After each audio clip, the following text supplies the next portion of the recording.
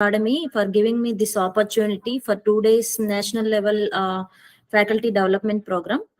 So before going to know about the particular teaching methods, first I would like to say something about what is teaching, how we are going to adopt the new things. That means the innovation methods, which we have to adopt from the higher educational institutions.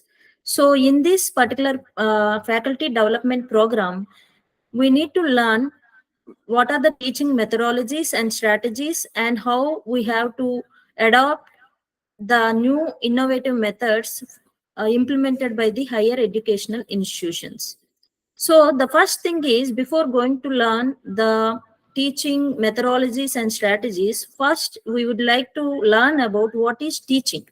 So teaching is nothing but, somebody said that this is, 1 minute, I will share the screen. Teaching is the one profession that creates all other profession, obviously. So when teaching is there, we will create the profession, different professions like doctor, engineering, like architecture, like some other like software engineer. So these are all parameters that teaching is creating for the other professions. So here we think of the effective teachers we have had over the years, but with the sense of recognition and at the same time sense of promotion. But those who have touched their humanity, we remember with a deep sense of gratitude. So this is the slogan. So here, I hear and I forget always. When you hear, you can forget. But when you see, you can believe. You can believe the things, and when you do, you can understand what it is. So there is a practicality to require in the teaching methodologies. So here there are some objectives to implement in the teaching methodologies and teaching innovation teaching methods. So first one is, the objectives are implement teaching and presentation skills into a classroom setting. That means the innovative practice to be required in that particular teaching field. So in that, there are different parameters, the objectives. Identify and implement a variety of teaching methods. That means the innovative practice. And you need to learn about the teaching strategies.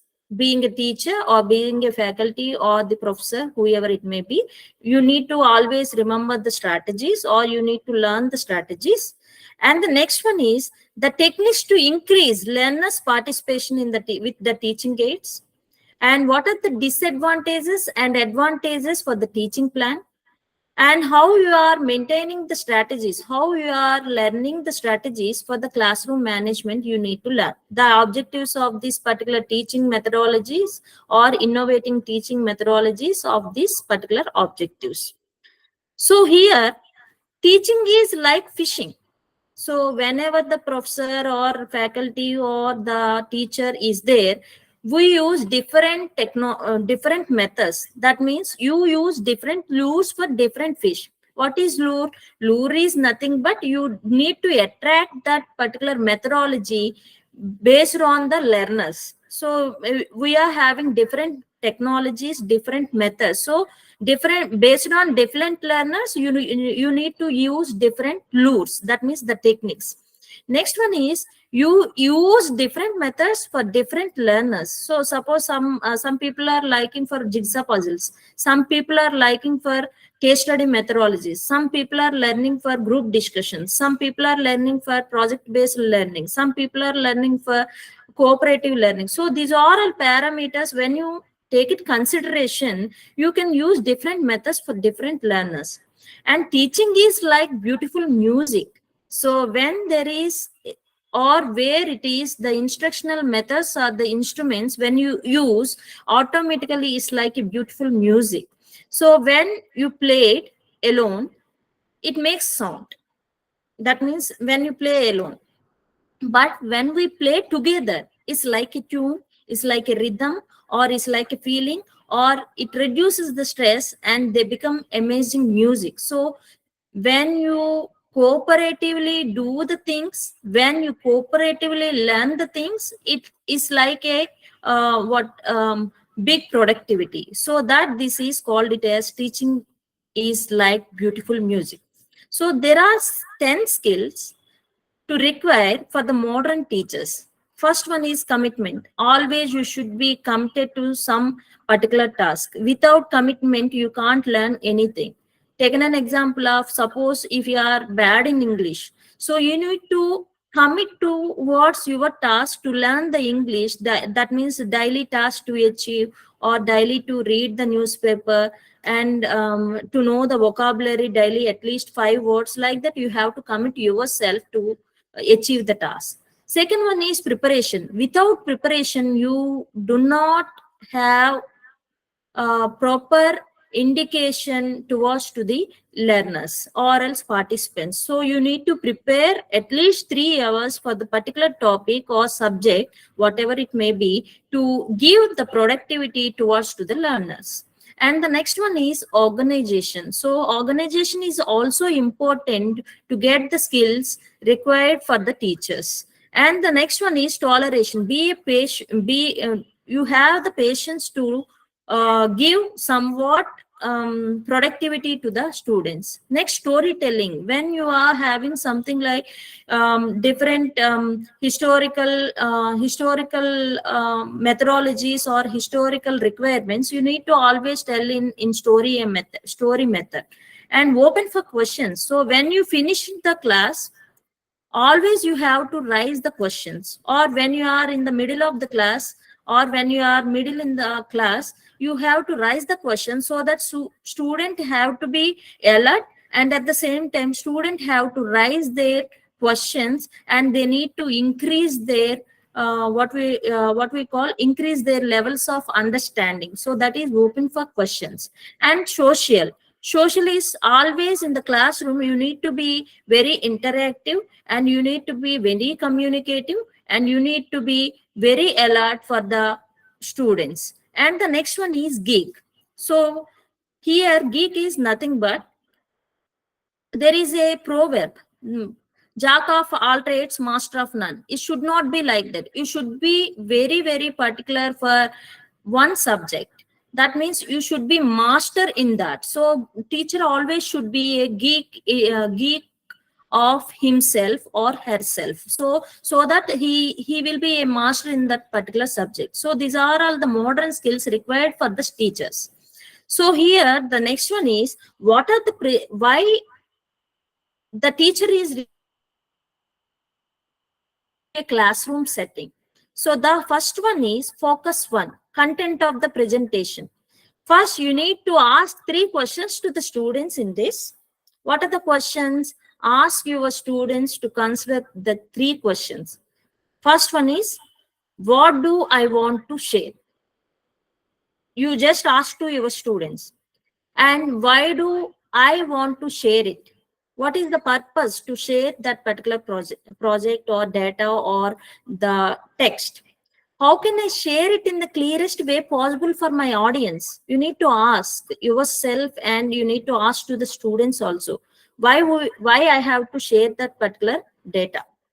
Why, what purpose I need to share the data? And how can I share in the clearest way possible for to my audience? So these are all parameters you need to think yourself, and at the same time you need to ask your students. And focus two. So when the teacher is giving presentation skills, you need to understand, you need to set in the classroom. Second one is the delivery. Here are 3 main areas to focus on. One is vocal control. Always you should be control on your words and vocal presentation. Second one is, without vocal control, your students will not listen your proper classroom setting. So vocal control. Second one is eye contact. You need to always maintain the eye contact with your students. If you are not doing this one, people won't listen, or the students won't listen, and they are creating a messy environment in the organization. And the last one is physical gestures. So when you are maintaining the physical gestures, automatically it creates some image in the minds of the students. See, this madam will give proper lecture, this madam will not give a proper lecture. They will understand the by physical gestures also. Taken an example of in the what we call in the organizational behavior, there is a Pygmalion effect, there is a golem effect. So when you are giving such type of what we call concepts, you need to give some physical gestures. Or and at the same time, when you are having some symbols or some something like some diagrams, you need to give some physical gestures. So that is that content of delivery. Next one is focus 3, preparation and rehearsal. What it means, preparation and rehearsal. You need to having your documents, that means the PPT or whatever it may be, you need to rehearsal yourself more number of times. Otherwise, you would not present proper well in the classroom setting with the students. And the next one is supplemental aids. What is supplemental aid? First one is slide deck, outline, notes for distribution, visual aid. Slide deck is you need to use different what slide says settings. Second one is outline. You need to give some speaker notes. And notes for distribution, you need to distribute the notes to the each and every student based on different groups or based on mail, based on what we call a WinZip file. There are different kinds of technological tools. And the next one is visual aids. So visual aids, you need to give some, suppose taken an example of some case studies, taken an vanilla ice cream. You need to give such type of videos presenting in the classroom, that is visual aids. Next one is assessing. You need to assess yourself, how you are assess yourself when the lecture is over. You need to give or you need to take the feedback from your students so that they will give some kind of feedback so that you can also improve your subject or the productivity towards to the students. So these are all parameters we need to require for the teachers. So teaching presentation skills always enable you and your students also to learn and utilize the techniques of accomplished.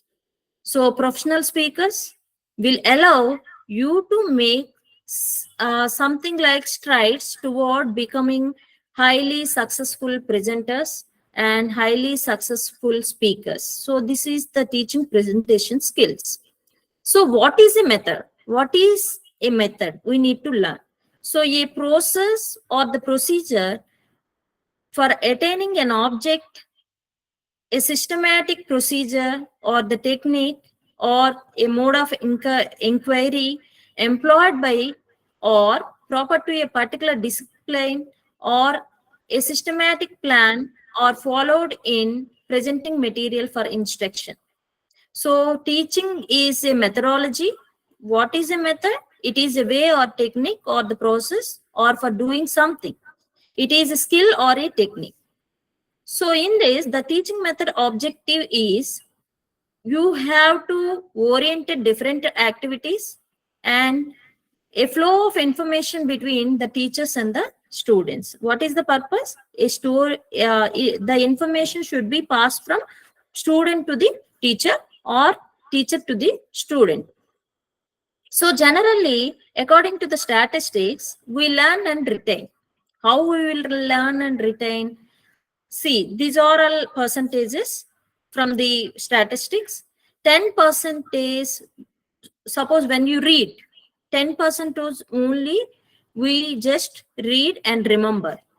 Suppose when you hear something based on audio, based on video, whatever it may be, when you hear something, that means the audio, 20% you can retain from that particular concept or from that particular audio. Suppose when you see and when you see the particular video without audio, you can remember at least 30% of the content. Suppose when you hear and see, you can retain the particular information, 50% of information. So these are all higher levels of retention can be achieved through active involvement in learning. So when you only focus on the see and hear, you can remember or retain the information, 50% of information. So teacher is also to do this kind of activity for the students. So see here the pyramidal structure. First one is lecture. The students will grasp only 5%. Suppose if it is reading, 20% you can retain. Audio visual, suppose 20% you can remember. Demonstration, 30%. Discussion group, 50%. Practice by doing, 70%, 75%. Teaching to others, when you teach to the others, 90% you can get the knowledge or you can retain the knowledge forever. So this is a pyramidal structure for teachers. So what are the methods, strategy, aid, and approach? So teaching is a methodology that is synonymous with the technique according to the Webster. So teaching strategy is nothing but it is a careful plan that serves an important function in which achieving a specific outcome. So instructional aids or something like that, it includes chalkboard, flip chart, PowerPoint, overheads, VCR, real objects, etc. So in this approach, it is a holistic approach. It includes with the teaching steps, problem solving strategies, and teaching methods. So teaching methodology is very, very important for the teachers and at the same time, the students. So here are some technologies, some methods for the teachers. What are the methods? First one is lecture by explaining. So what is meant by lecture by explaining?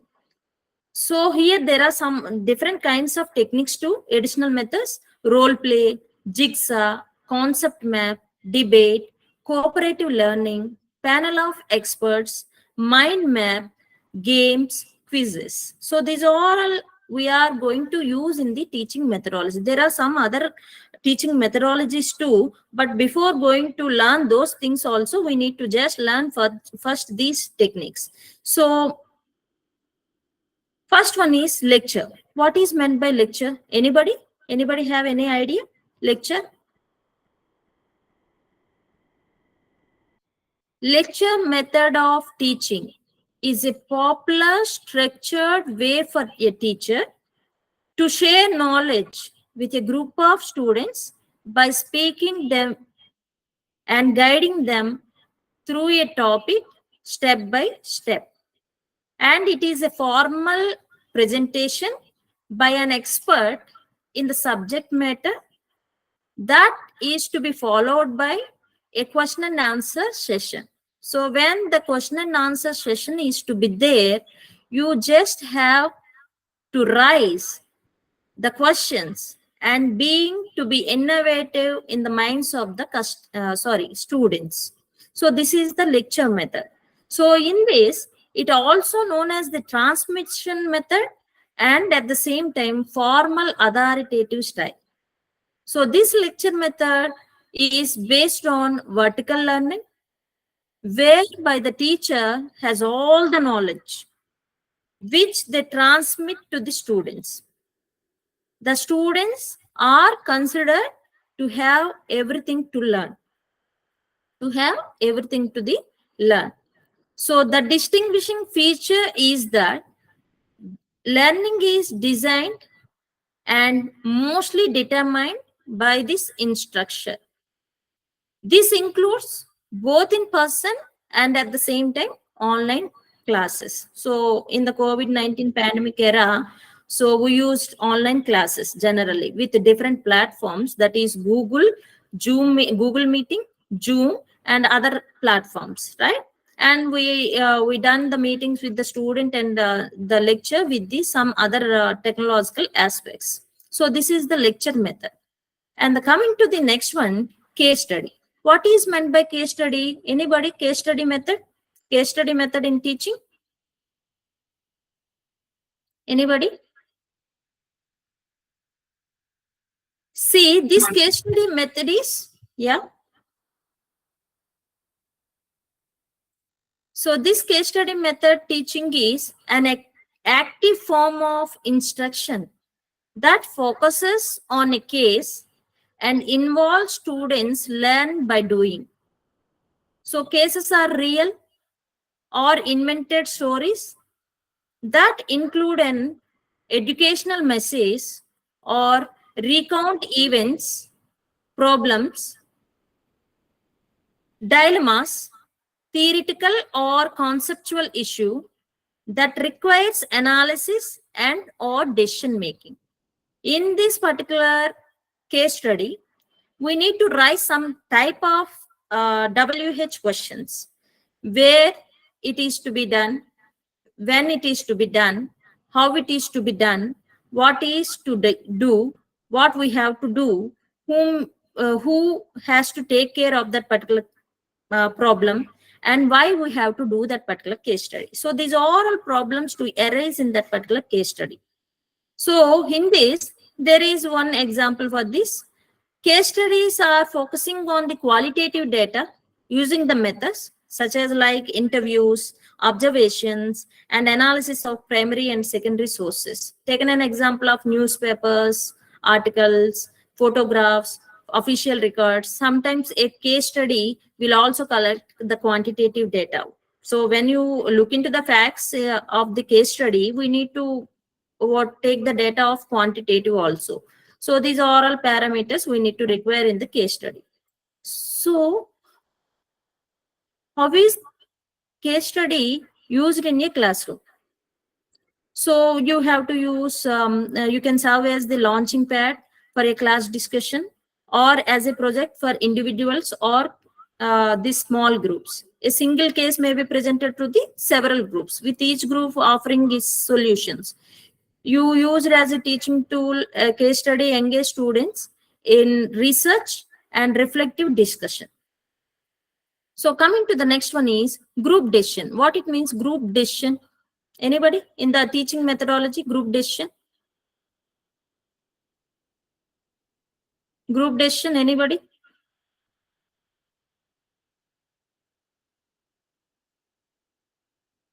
So group decision making is also to be called it as collaborative learning, collaborative decision making. So this group decision making can be an effective way to leverage the knowledge and experience of a group. So here are some decision making methods. Nominal group technique, already we had a nominal group technique, Delphi technique, brainstorming session, consensus, dialectical inquiry, majority rule. So these are all we need to seek in this particular group decision making. And in this group decision making, it is also including with being clear about the decision to be made, establishing the decision criteria, breaking the group into different subgroups, respecting participants' time, ensuring that all opinions are respected, avoiding allowing one or two people to dominate the discussion. So these are all to be including in the group decision. So it is a situation faced when individuals collectively make a choice from the alternatives before them. So this decision is no longer attributed to any single individual who is a member of the group. So this is called it as the group decision. So in this group decision, there are various techniques. Already we discussed nominal technique, Delphi technique, brainstorming session. What is nominal technique? Anybody have any idea? Nominal technique? So nominal technique is like we can use it as a written process to develop ideas rather than verbal discussion. So it is a good way to give everyone an equal chance to contribute and influence the decisions. And coming to the next one is Delphi technique. So in this method, you can use use it to forecast business demand or the events. Experts fill out the questionnaires and share their views with a facilitator. And the next technique is very important, that is consensus. This method considers the input of all group members when making decisions about their actions and policies. It can also promote the fairness and unity. So for this group decision making. And dialectical inquiry. So what is meant by dialectical inquiry? It is a philosophical method which may have oriented a group or encourages a group of members and antithesis of an idea. So in this, it is intended to help avoid the group thinking. So you encourages only group members to consider both the thesis and antithesis of an idea. And the next one is majority loop. This is an efficient method, involves a majority vote. So, but it may not be like revealing as the other methods. So, if you want to learn more about the opinions of the participants, you can modify the vote to include how options rank against each other. So, these are all including with the group decision making. One more is there, that is brainstorming session. We'll discuss this one later. And so this brainstorming session is well-known method. It involves open discussion and many ideas and potential solutions. So in this, a group leader can help make it effective. So here you can create more number of ideas and solutions through intensive, like overwhelming group discussion. So when there is a creative ideas, every participant is encouraged to think aloud, and you can give suggestions as many as ideas possible. So these are all comes under brainstorming session. Next one is coming to the field trip. What it means, field trip. Anybody have any idea? Field trip? Why we have to conduct the field trip or methodology for the students? Field trip is a method in teaching. It is an educational approach that takes learning beyond the classroom and provides real world experiences. And it can also help the students see and touch and experience the subject matter directly, which can promote deeper understanding of concepts. So these field trips can also help students to make connections between what they learn in theory and in the real world. So this is the concept of field trip. So in this field trip, it is an experiential learning opportunity for the students to leave traditional classroom setting to learn with their community. So in this field trip, students can participate in wide variety of experiences to expand upon their current knowledge and to apply what they learn in that particular institution. That means higher educational institutions, or else the schools, or else the colleges. So this is the method of field trip which we have to introduce in the higher educational institutions. Next one is role play. So what is meant by role play? Why we have to use for the students? What is the motto of this role play? So role play is like, it is an interacting methodology that involves students to learn something and at the same time acting out assigned roles to learn about a particular topic. So it can be used to motivate engage students, and you can enhance teaching strategies and provide a real world scenarios. So in the role play, you can also help students develop their skills like leadership, like sensitivity, like negotiation, bargaining, debate, teamwork, cooperation, and persuasion. So you can develop these skills to the that means to your students. It can also help to your students. And one more thing is, here the role play can be carried out one to one or as a group role play with each member in the group taking a role or the character. So this is the most effective technique for the teachers and the students. Coming to the next one, jigsaw puzzle. Everyone, anybody heard about this one? Jigsaw puzzle? Anybody? Jigsaw method in teaching? Anybody?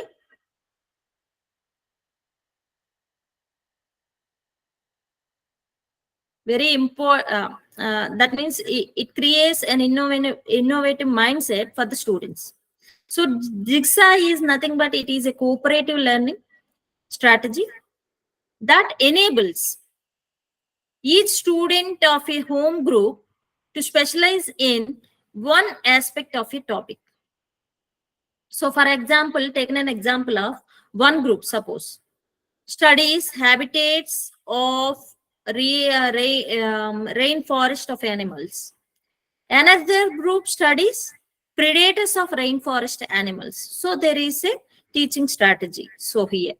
So, and at the same time, in how you can create the jigsaw design in teaching methodology. Suppose it breaks the classes into the groups that each assemble a piece of an assignment and synthesize their work when finished. It was designed by social psychological Elliot Orenson to help weaken racial cliques for forcible integrated institutions. So this is the jigsaw methodology. So what is the main feature of this jigsaw puzzle, jigsaw methodology?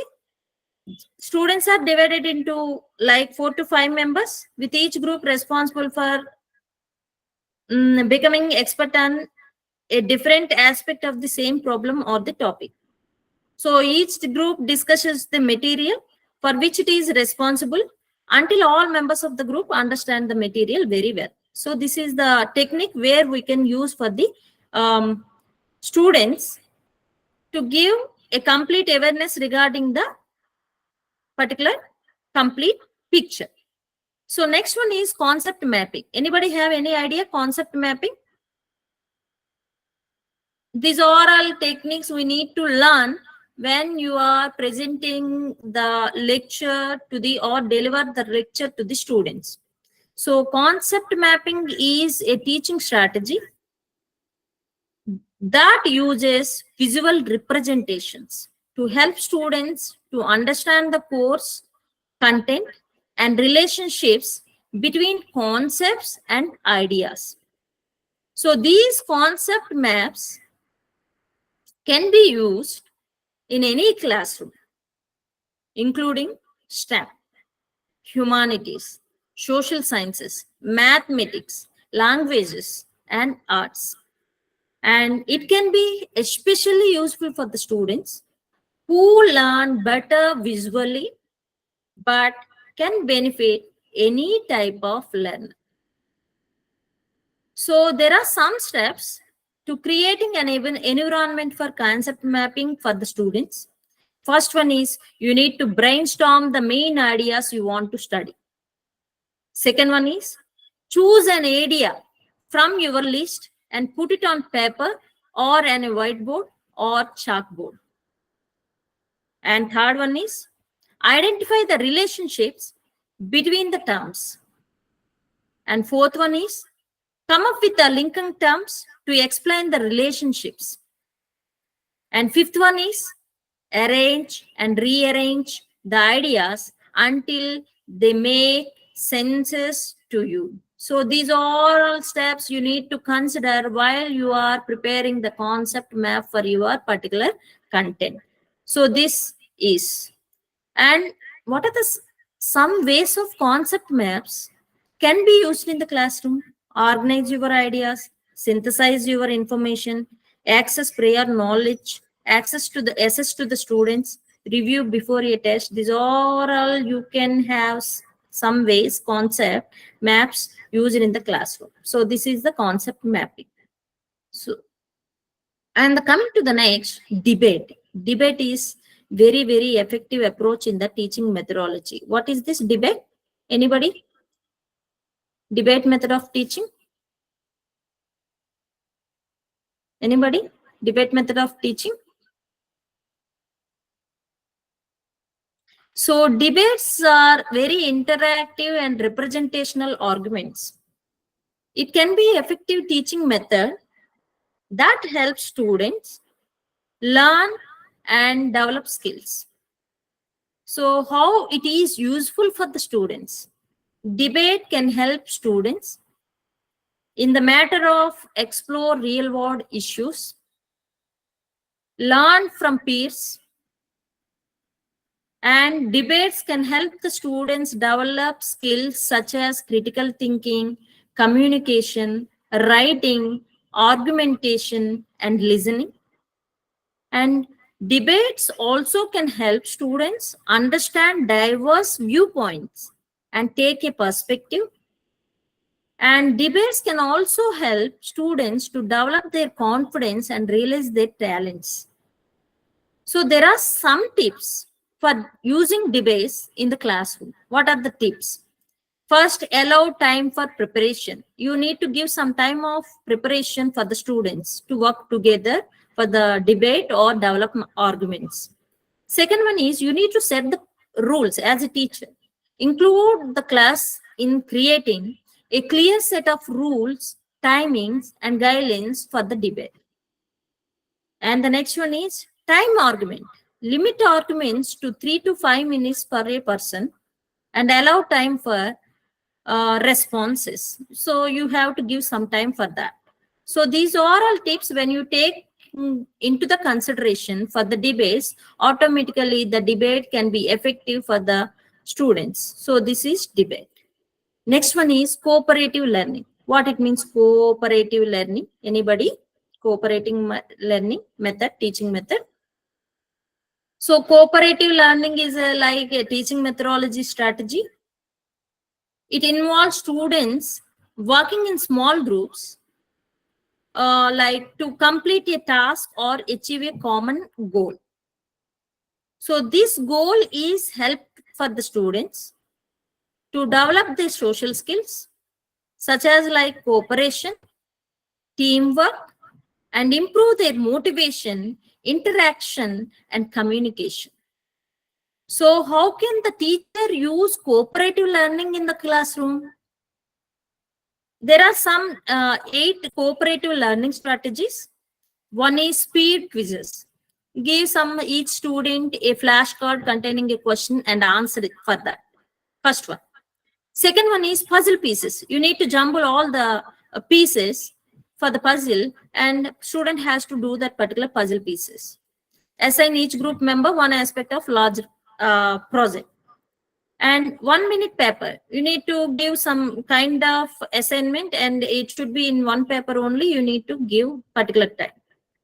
Sentence completion, you need to give certain type of what is like a fill in the blank. And at the same time, classmate interviews. So you somebody you was in the among the students, you need to create an interview and interview type of methodology to use. And at the same time, teamwork. Always students have to put together their effort in the collaborative learning and cooperative learning. So these are all methodologies we have to use for the teaching learning strategies. And coming to the next one, panel of experts. What it means, panel of experts. So in the panel of experts, generally, a group of people who answer the questions and give advice or opinion about something or take part in a discussion for an audience. So what is panel of experts? Any idea? Anybody? Panel of experts? This is one of the effective method for the teachers. So in this, a group of people with specialized knowledge who are brought together for that discussion to provide guidance or opinions and recommendations on a particular topic. So here the panels are often in the form of evaluators. So which experts from different fields debate courses of action. So they can also use it to provide technical support, such as through correspondence or their meetings. So in this, what we call panel of experts, the panels are typically a group of 12 to 20 individuals who are given 3 to 18 months to deliberate upon the future of a given topic. The expert panel is the most frequently used methods in foresight. So what is the function of expert panel?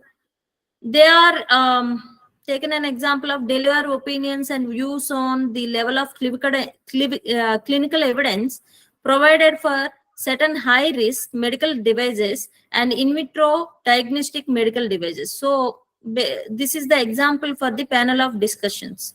So coming to the next one, mind map. Mind map is a very good example for the teaching methodology, mind mapping technique. So this is a technique for visually organizing information and ideas using a diagram called mind mapping. Taken an example of factors affecting the demand. So in that, you should not mention each and every sentence in that particular factors, price, or else what we call fashion styles, and consumer behavior, and so there are different parameters. No, that parameters you should give in a graphical representation or visual representation. So this is called it as mind maps, so that the students will easily understand the concept by visualized form. So these mind maps are also known as concept maps and or else spider diagrams. They can be used for brainstorming, organizing, and planning project, and can also be used as a visual technique for revision. So this is focusing on key ideas written down in your own words and looking for connections between them. You can map knowledge in a way that will help you to better understand and retain the information as quickly as possible. So this mind mapping, for example, they are like city maps. So the central part of the city that has many of the core buildings and organizations would be the main idea of the mind map. And all of the roads leading away from the center would be the different ideas related to the mind map. So the my main idea, that means, so if you have some idea and that idea is in the part of that idea is having sub ideas, you need to create idea, main idea, and you need to create different ideas, that is sub ideas. What is the purpose of this mind mapping? So it provides a structured way to capture and organize ideas and information, and it also helps the students to understand the concepts by breaking them down into their component parts. And it is also used to develop new ideas or to break down and better understand existing information. This is called it as mind map technique. So why the teacher has to use the teaching aids? What is the importance to use the teaching methodologies or the teaching techniques? So teaching aids are generally useful for ensuring that your point is to be understood. So what are the teaching aids? Generally, why we have to use generally teaching aids? What is the purpose behind in that? We need to learn as a teacher. So here it creates a possibility environment for the teachers, and at the same time, here it helps to make learning more effective and interesting. And here the students will enable to visualize or experience something that is impractical to see or do in real life. So these are all parameters.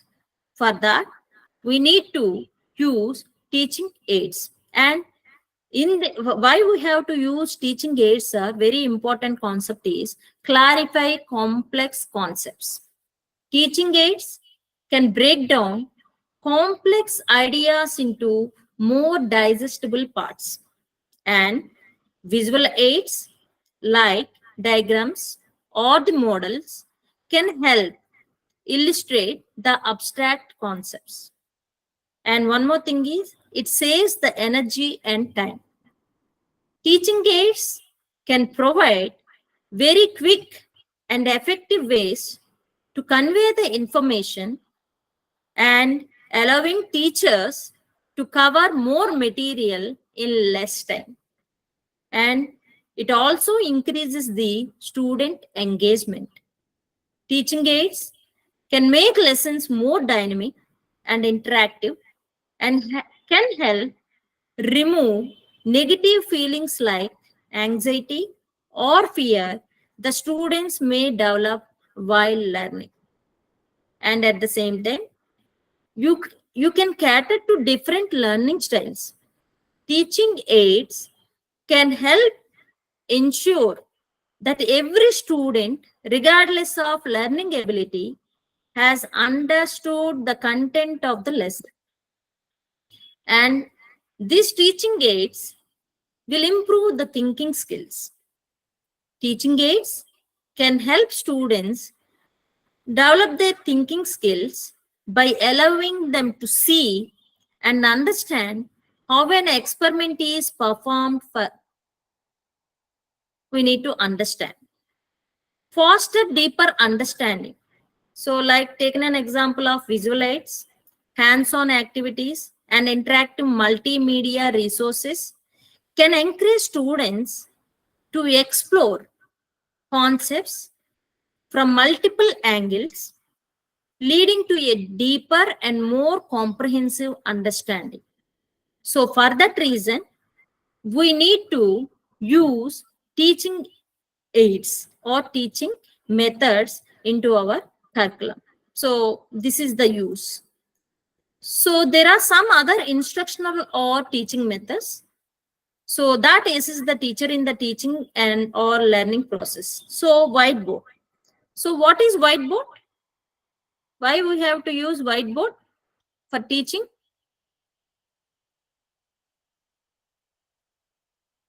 Why you use whiteboards in teaching?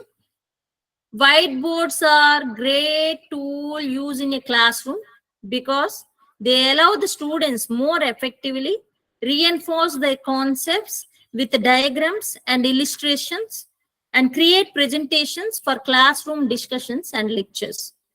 So overall, when you use the whiteboards, it allows the teachers to engage students effectively with their hands-on experiences. So this is the concept of whiteboard. So here, how can we use the whiteboard that you learned already? So what is meant by next one? That is handouts. What it is? Handouts. Handouts in teaching. Anybody have any idea? Handouts are a paper resources that teachers can use to support and learning for the teaching. Learning and the teaching. So in this, they can be used for a variety of ways, such as to help the students to better understanding, encourage their engagement, improve to recall. That means handouts can help students improve their recall of information and test the performance. They can also act as a guide for learning and revision before examinations. And next, and at the same time, provide references, handouts. After a lecture, handouts can be provide a specific references or point students to additional sources of information. So this is called it as handout.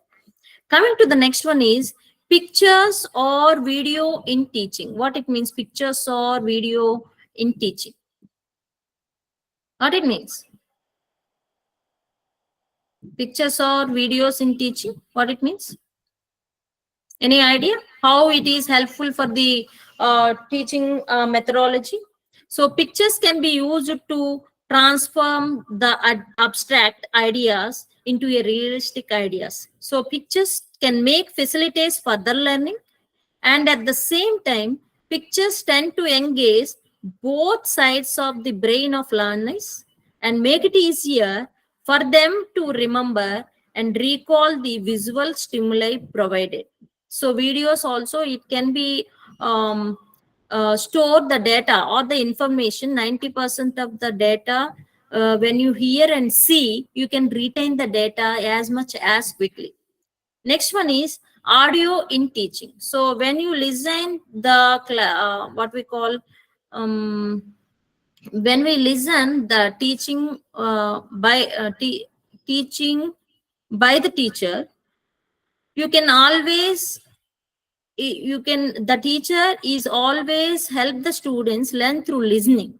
They can include like devices like cassette players, CD players, tape recorders, and radio broadcasts. So these are all audio learning teaching aids. So here you can use different you can use different kind of audio techniques like YouTube. There are some in YouTube there are some audios, and at the same time radio. So these are also one type of audio lectures. So this is an interactive board, can be used during the lecture to make the presentation more interesting. And the next one is computer. Everybody knows about this computer. You can use different apps for the teaching. Teaching when you are giving a lecture to the students. Models we can discuss later. So techniques to increase learners' participation. What are the techniques that you can use for the students or the learners to increase their participation in the classroom setting? So assess their prior knowledge first. Try a jigsaw approach. That means you have to give some different kinds of play codes, and you have to assign based on your content and keep it bit sized. You have to concise, compress, and you need to always give instructions to the students. You have and arrange the students, align the students always in busy mode in the classroom setting based on your subject. And you need to give them a voice and choice of their own interest and preferences. And you need to always tell to the students, like goal oriented you have to maintain. And you need to motivate the students so that students always will attract to you and will listen to you more. Reinforcement, friendly environment you have to create. You should not be always in strict mode. You need to give some cracky and make some jokes. It's not beyond the lecture what you have given. You just give a and set a friendly environment in the classroom, and you need to take an appropriate strategy according to your content, and you need to prepare time allotment for your content, and you need to give some space to the students for learning of that particular content. So these are all techniques when you improve, when you inculcate and adopt into the classroom setting, automatically learners participation also to be increased in that particular classroom setting. So this is the teaching plan. So when you are preparing this teaching plan for the particular content, automatically it will reach to the participants very effectively. And what exactly classroom management? So in this classroom management, a teacher does to organize the students, give some space, time and materials so that the instruction in content and student learning can take place. There are two goals in this particular classroom management. First, student has involvement should be there, and classroom cooperation should be there in that particular activities. And at the same time, establish a productive working environment. That means you need to create the positive working environment towards to the students in that particular classroom management. So what are the rules that establish and teach the rules for the students? First, routine. So build a structure, establish routine in the classroom. Second one is praise. You just reinforce positive behavior using praise and any other means. And misbehavior, address the misbehavior. You should not. Engagement, you need to always engage the students. That means student engagement is very important for the classroom. Foster and maintain the student engagement in the classroom. So anyone who stops learning is old, but whether at 20 or 80, anyone who keeps learning or staying is young. So to teach is to learn twice. Learning never ends. So if you learn something, you need to teach twice. If you teach twice, automatically it never ends for the formation of learning. So this is the concept of teaching methods which every teacher has to adopt themselves so that you can also give an effective presentation towards to the students. So thank you so much participants for your cooperation and kindly listening. So if you have any queries, kindly text in the text box.